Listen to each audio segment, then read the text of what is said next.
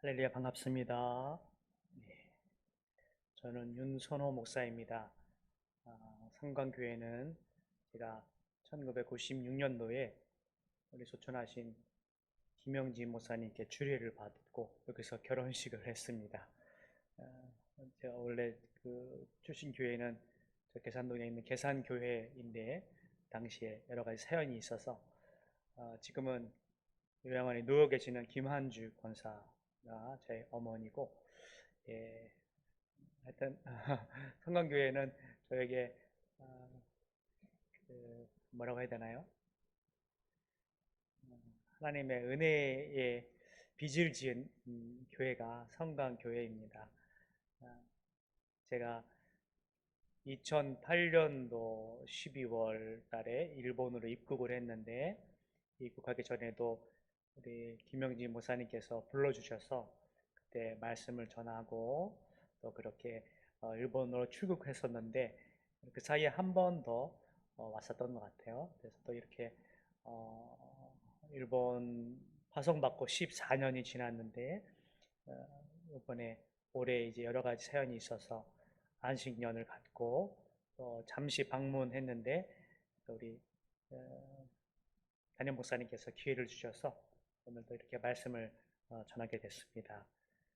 오늘 함께 읽으신 히브리서 12장 5절에서 11절 말씀, 거룩하심에 참여하게 하시는 징계라는 제목으로 잠시 말씀과 또 그간 1년 반 동안 있었던 일들을 통해서 하나님이 저에게 주신 은혜들을 함께 나누는 시간이 되었으면 좋겠습니다.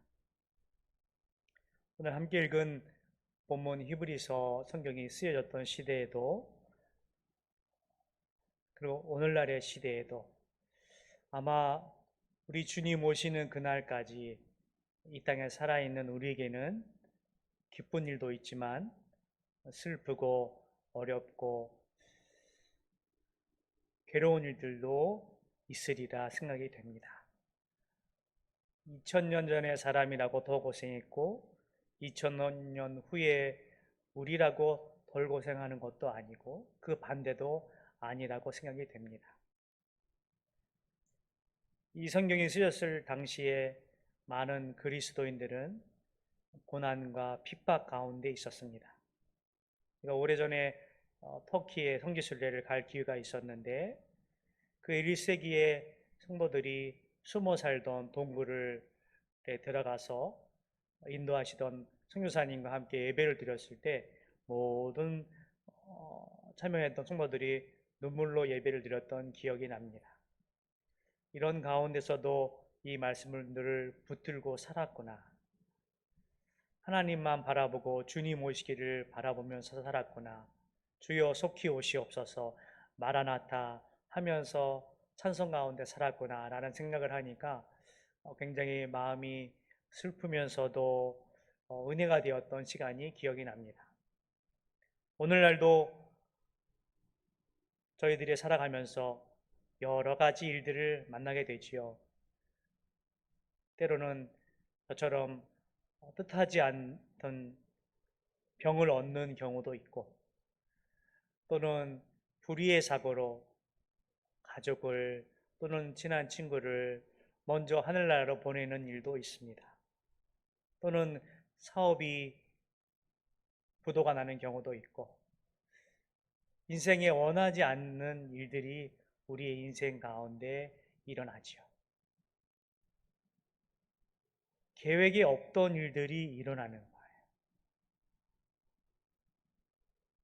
그런데 우리는 하나님을 믿는 성도들로서 전능하신 하나님, 섭리 하나님, 모든 것을 주관하시고 모든 것을 아시는 하나님을 믿는 성도들이기에 세상 사람들과는 다른 마음으로, 다른 눈으로, 다른 시각으로 살아야 되고 살아내야 되는 줄 믿습니다.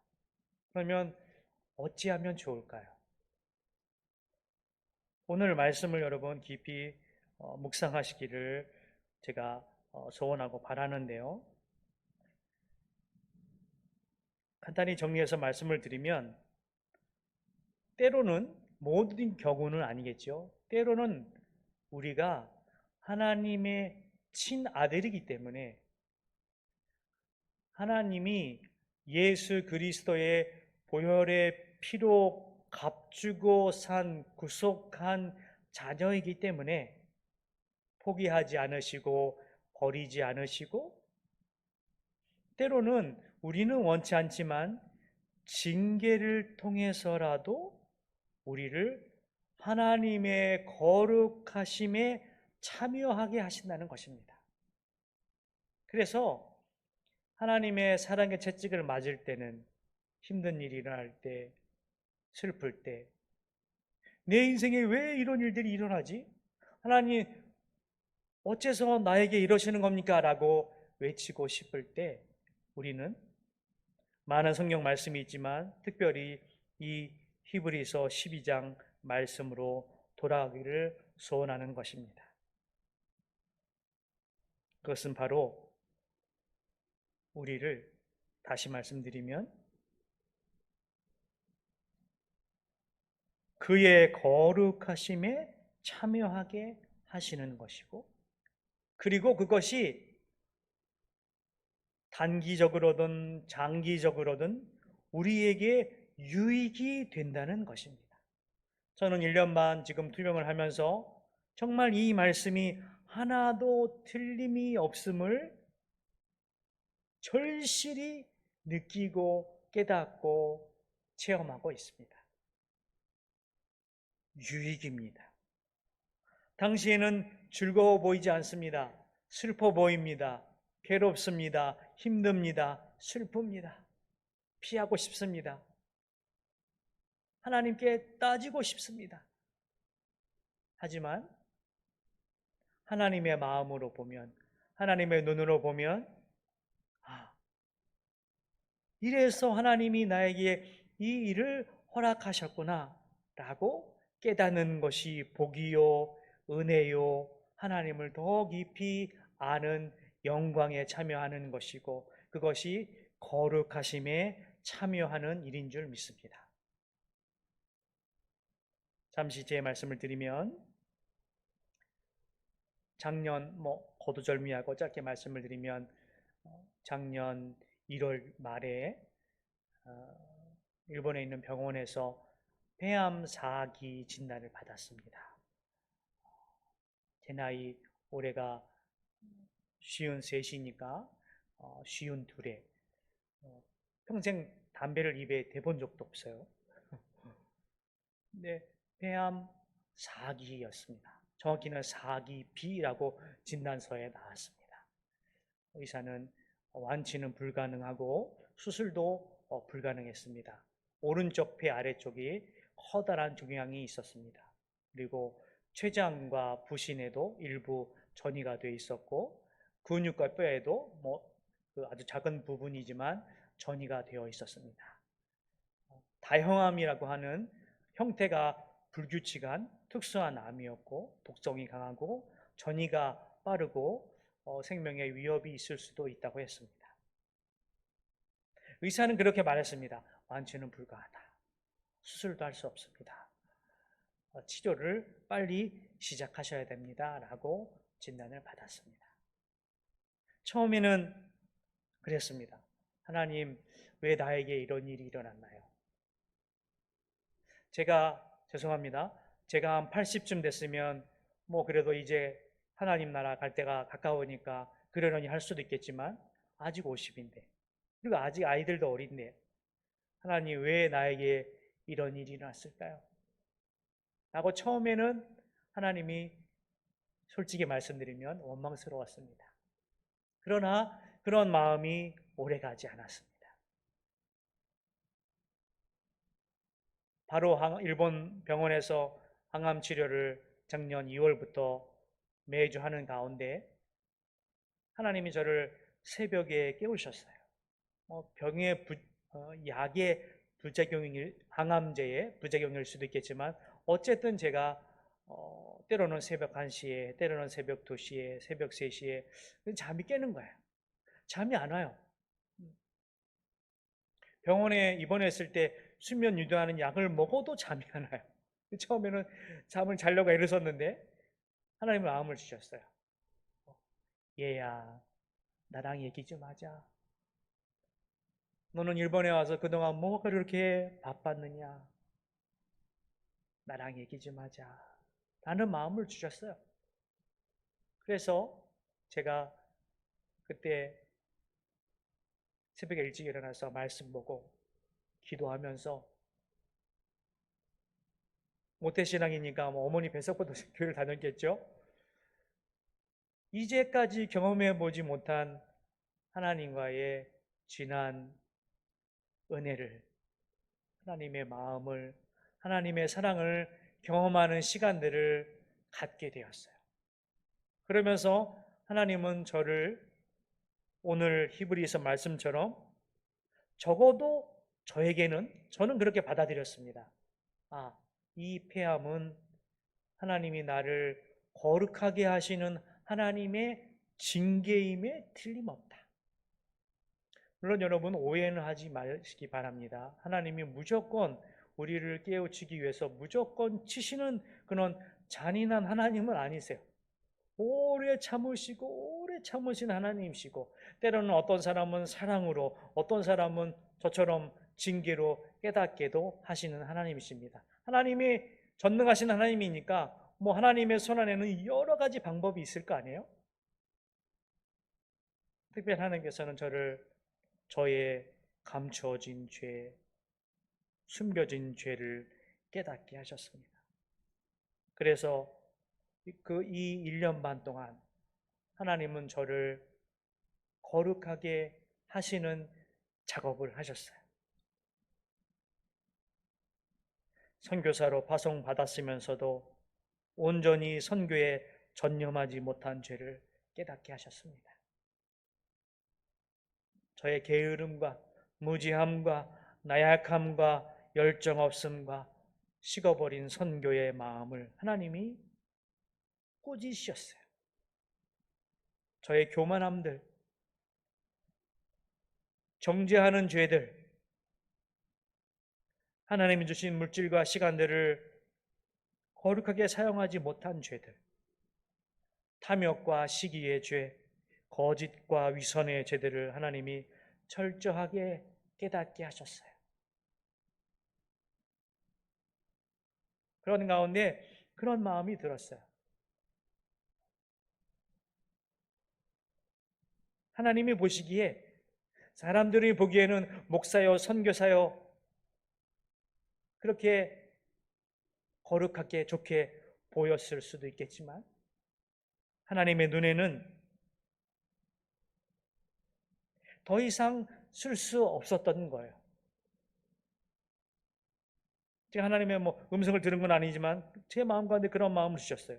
하나님이 저를 보다가 참다가 더 이상 참으실 수 없으셔서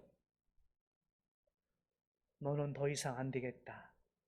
그래서 하나님이 저를 만지신 거예요. 폐암으로 저를 치신 거예요. 하나님의 징계였어요. 거룩하심에 참여하게 하시려고, 저를 거룩하게 하시려고, 죄를 깨닫고 회개해서 참된 그리스도인이요, 참된 목사요, 참된 선교사로 다시 만드시려고 하나님이 저를 만지셨어요. 저도 힘들었지만 하나님의 마음은 얼마나 아프셨을까요? 얼마나 아프셨을까요? 그래도 저는 참 감사했습니다. 왜일까요? 하나님이 저를 포기하지 않으셨으니까요. 내버려 두지 않으셨으니까. 내팽겨치지 않으셨으니까. 그래, 네 맘대로 해라. 네 인생 네 하고 싶은 대로 다 살아라. 라고 하나님이 내버려 두셨다면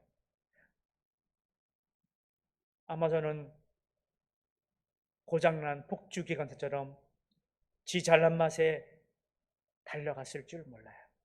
그러나 하나님은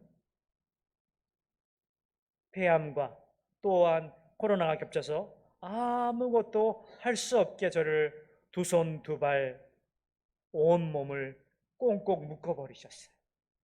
하나님 앞에 항복할 수밖에 없어요. 선택의 여지가 없는 거예요. 그런 가운데 하나님이 저를 조금씩 조금씩 거룩하게 하셨고, 저와 아내의 관계, 아이들과의 관계, 제가 섬기는 묘단위 교회라는 작은 교회인데 그 교회의 성도들과의 관계, 또 그 일본 성도들이 목사와 사모를 위해 어떻게 해야 될 것인가를 깨닫게 하셨고, 또한 그뿐만 아니라 한국에서 우리 성공교회처럼 저희 가정을 위해서 기도하시고 후원하시는 많은 분들에게 한 번 더 일본과 한 번 더 윤 목사, 윤 선교사의 가정을 위해서 기도하게 하시는 하나님이 여러 가지 일을 하셨어요. 제 폐암 하나 가지고 저만 고치시는 것이 아니라 하나님이 여러 가지 일석이조, 일석십조의 일을 하셨어요. 지금도 하고 계시는 줄 저는 믿습니다. 그래서 저는 그렇게 얘기를 합니다. 다 완성된 것이 아니고 다 이루어진 것이 아니고 제가 뭐 대단한 선교사요 대단한 목사도 아니고 그렇다고 엄청나게 뭐 예수님 같은 그런 목사 선교사는 아니지만 감히 말씀드릴 수 있는 것은 선교사 생활 14년, 신학교까지 포함하면 22년 목회자 생활, 실제로는 21년이네요. 21년 생활 가운데 아이러니하게도 작년 올해가 제일 감사하고 제일 행복한 거예요. 여러분 이해가 되십니까? 감사하게도 폐암 4기 병기에 비해선 하나님이 치료를 잘 해주셔서 여러분들이 기도해 주시고 또 후원해 주셔서 많은 분들이 기도해 주셨어요. 누군가 너를 위해 기도해야 하네라는 찬송가가 있잖아요. 복음성가가 있는데 정말 제가 알지 못하는 많은 분들이 기도하셔서 작년에 치료와 그다음에 지금도 표적 치료제 약을 먹고 있는데 대략 말씀드리면 주먹만한 암덩어리가 엄지 손톱만큼 줄어들었어요. 그래서 앞으로 하나님이 어떻게 하실지 모르겠어요. 제가 암 발병하고 투병하고 치료하면서 하나님께 모든 것을 다 맡기고 내려놓게 되었어요. 인간이기 때문에 100%라고 말하면 거짓말이 될 수 있으니까 많이 내려놨어요. 그래서 하나님이 오래 살게 해주신다면 그것도 하나님의 목적이 있는 것이고, 만약 하나님이 좀 더 빨리 부르시면 그것도 하나님의 뜻이리다. 죄송하지만 우리는 다 하나님 앞에 가야 되잖아요. 주님 앞에 가야 돼요. 그러면 조금 더 빨리 가고 조금 더 늦게 갈 뿐이구나 라는 그런 생각들을 해봤습니다. 그래서 저는 그렇게 생각합니다. 오늘 말씀의 10절의 후반에 있는 것처럼 오직 하나님은 우리의 유익을 위하여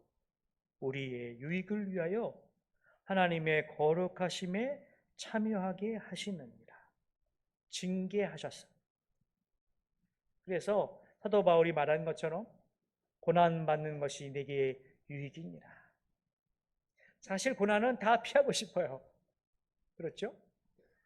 고난을 자기 인생 계획의 스케줄에 넣는 사람은 아무도 없습니다.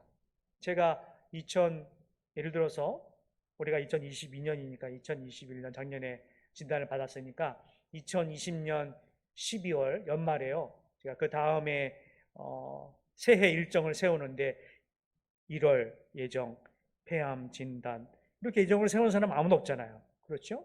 여러분이 계획을 세우는데 다음 달 교통사고 이렇게 일정을 세우는 사람은 아무도 없어요. 그런데 여러분 가만히 생각해 보세요. 여러분의 인생 가운데 이제까지 여기 참 감사하게도 이 저녁 예배에 우리 젊은 우리 형제 자매들도 많이 있고 그래서 참 감사한데 20년이든 50년이든 70년이든 80년이든 여러분의 인생이 뜻대로 다 되었나요? 뜻대로 된 것도 많겠지만 뜻대로 되지 않으신 것도 많이 있었을 거예요. 원래 내 인생 계획에 없었던 일들이 많이 일어났을 거라고 생각이 됩니다. 앞으로 그런 일들이 또 일어날지도 모르겠어요. 그런데 분명히 기억하십시오.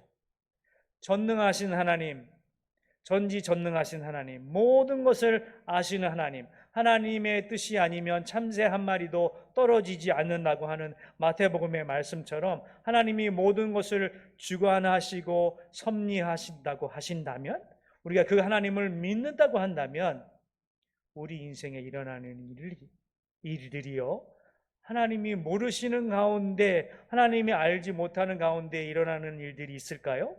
없다는 거예요. 우리가 하나님이시기 때문에, 우리는 피조물이기 때문에 하나님이 그 일을 왜 허락하시는지, 그것을 어떻게 이뤄가시는지 그 뜻을 다 알 수는 없어요. 다 알려고 다 하지 마세요, 여러분. 다 알 수도 없어요. 그렇지만 하나님, 선하신 하나님의 분명한 뜻이 있어서 내 인생에 그러한 일들이 일어나는구나. 그리고 그 가운데 하나님을 더 깊이 만나시고 내 인생을 돌아보시고 나의 더러운 죄악들을 회개하시고 그의 거룩하심에 참여하게 되는 은혜로 그 고난과 실패들과 어려움들을 받아들이면 고난이 유익이요 고난이 축복인 줄 믿습니다.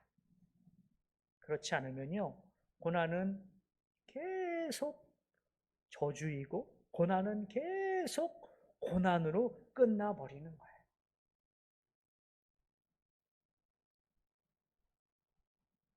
그래서 저는 만나는 분들에게 혹은 설교에 이렇게 얘기를 합니다. 저는 몸에 병을 얻었지만 제 영혼은 이전보다 말할 수 없을 정도로 거룩과 평안을 얻고 있습니다. 그리고 그런 일이 일어나지 않기를 바라고 일어나면 좋지 않겠지만 목사가, 선교사가 그래도 병명은 큰 병이잖아요. 폐암이니까. 큰 병에 걸려보니까 아프신 성도분들, 힘든 성도분들, 교회들, 다른 병 중에 있는 목회자들, 그런 분들을 더 깊이 국리 여기는 마음이 그래도 이전보다는 더 많이 생기는 거예요.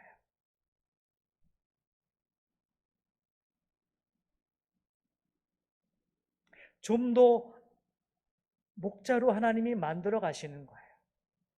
조금 더 아비의 마음을 품은 목자로 만들어 가시는 거예요. 그래서 저는 하나님 감사합니다. 얼마나 말을 안 들었으면 하나님 마음에 아파하시면서도 저를 이렇게 치셔서 저를 다루시는지요. 하나님 감사합니다. 제가 이제 좀 더 목사다운 목사, 좀 더 선교사다운 선교사, 좀 더 아비다운 아비, 목자다운 목자가 되고 싶습니다. 라고 기도하게 하시는 거예요. 이전에도 기도했어요. 성도들을 보면서 새벽마다 기도하면서 하나님 아비의 마음을 주세요. 긍휼의 마음을 주세요. 라고 기도했어요. 당연히 목사님 기도하겠죠. 그런데 이 병을 통해서 경험할 수 없는, 남들은 경험할 수 없는 그런 아비의 마음, 불쌍히 여기고 긍휼히 여기는 마음을 하나님이 허락해 주셔서 얼마나 감사한지 모릅니다. 제가 그래서 작년에 투병 가운데 이런 기도문을 적었어요. 하나님 아버지 은혜를 감사합니다.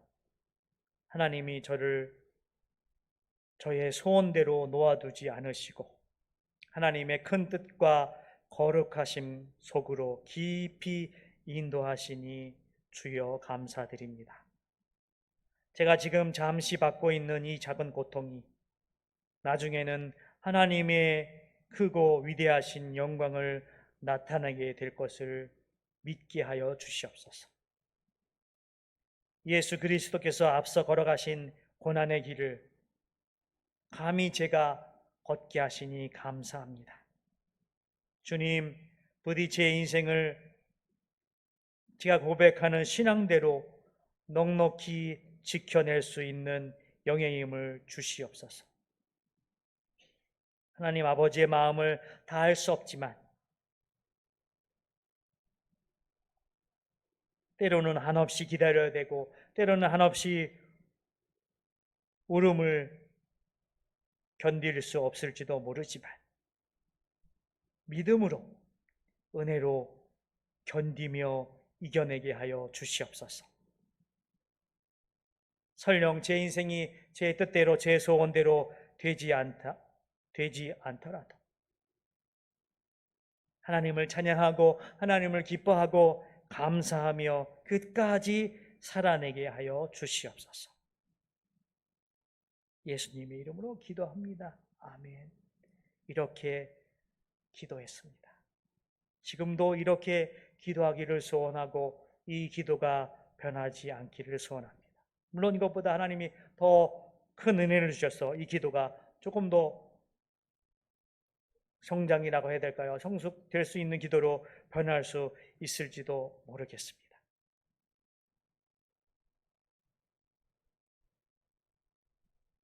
제가 병 진단을 받았을 때 하나님이 이런 마음을 주셨습니다. 제가 부산에 있는 수영로 교회라는 교회에서 파송을 받았는데 당시에 선교 담당 목사님이 사역이고 뭐고 빨리 정리하고 빨리 교육하라고 연락이 왔습니다. 조금만 시간을 주세요, 목사님. 그리고 기도하고 아내와 의논하고 그런 가운데 하나님은 저에게 마음을 주셨습니다.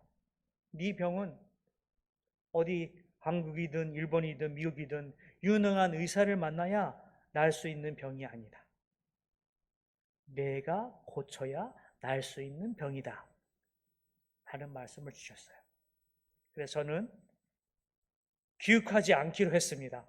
주변에서 많은 선교사님들이 윤 선교사님 왜 한국 안 가냐고 빨리 한국 가서 치료하지 뭐 하고 있냐고 주변에서 막 그랬습니다. 처음에는 내가 뭘 잘못했나 그런 생각이 잠시 들기도 했습니다. 그런데 하나님이 마음을 주셨어요. 너의 병은 내가 고치는 것이다. 너의 병은 내 손 안에 달려있다. 주님이 말씀하셔서 하나님 그렇게 하겠습니다. 그리고 적은 교인이지만 그 교인들 내버려두고 떠날 수 없는 마음이 들었습니다. 수백 명은 아니지만 겨우 수십 명에 불과한 작은 교회지만 그래도 목사, 선교사 바라보고 신앙생활을 해왔는데 병 치료한다고 홀라당 한국으로 가버릴 수가 없는 거예요.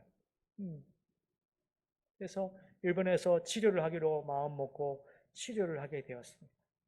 여러분, 물론 하나님은 지금도 제가 작년에 항암 치료를 받고 지금의 먹는 약을 복용하고 있는데 하나님은 일반 은총의 하나님이시고 특별 은총의 하나님이시기 때문에 의료와 약과 여러 가지를 통해서 우리를 다루시고 병을 고치십니다. 제가 그것들을 무시하거나 반대하는 사람은 아닙니다.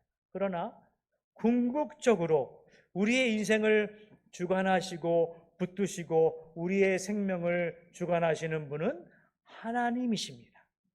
하나님이 고치시고 하나님이 살리시고 하나님이 붙으셔야 우리의 인생이 살고 고침받고 축복받고 은혜받는 줄 믿으시기 바랍니다. 내가 아무리 몸부림쳐도 내가 아무리 지혜가 많아도 내가 아무리 유능해도 하나님이 붙들지 않으시면 아무 소용이 없는 것입니다. 그것을 제가 깨달았어요. 하나님이 고치신다. 하나님의 손 안에 달려있다라고 깨닫게 해주셨습니다.